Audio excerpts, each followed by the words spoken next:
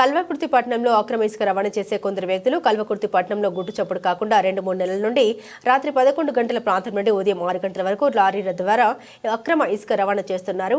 ఈ దొంగ రవాణాకు కాళేశ్వరం వే బిల్లులు అడ్డం పెట్టుకుని దర్జాగా దొంగ రవాణా చేస్తున్నారు. ఈ రోజు సుమారు ఉదయం 6:30 అక్రమ ఇసుక రవాణా జరుగుతుందని సమాచారం తెలిసిన వెంబడే విలేకరులు అక్కడికి వెళ్లగా అక్రమ ఇసుక చేసే వ్యక్తి TS07 UK 6839 లారీలో ఇందిరానగర్ కాలనీ రోడ్ నంబర్ 4లో కోటయ్య అనే వ్యక్తి ఇంటికి అక్రమ ఇసుక రవాణా చేయడం జరిగింది. లారీ డ్రైవర్ అక్రమ రవాణాకు ఒక వేబిల్ రిపోర్ట్లకు చూపించడం జరిగింది. ఆ తర్వాత అక్రమ ఇసుక రవాణా చేసే వ్యక్తి వచ్చి ఇంకో వేబిల్ ఇచ్చి రిపోర్టర్లకు చూపించడం జరిగింది. ఇలా దొంగ వేబిల్తో ప్రభుత్వ ఖజానాకు గండి కొడుతూ లారీల్లో టిప్పర్లో అక్రమ ఇసుక రవాణా చేస్తున్నారు. ఈ అక్రమ రవాణా 2 వేబిల్లులు పెట్టి విచ్చలవిడిగా అక్రమ ఇసుక రవాణా చేస్తున్నారు. ఇటు సమాచారం స్థానిక సీఐ నాగార్జునకి తెలియజేయగా వెంటనే స్పందించిన ఆయన 100కు డయల్ పోలీసులను పంపించడం జరిగింది. వెంటనే లారీని కల్వకుర్తి పోలీస్ స్టేషన్కు తరలించారు. సీఐ నాగార్జున మాట్లాడుతూ 2 వేబిల్లులు పెట్టుకుని అక్రమ ఇసుక రవాణా చేసే లారీపై కేసు నమోదు చేస్తామని విలేకరులకు తెలియజేశారు.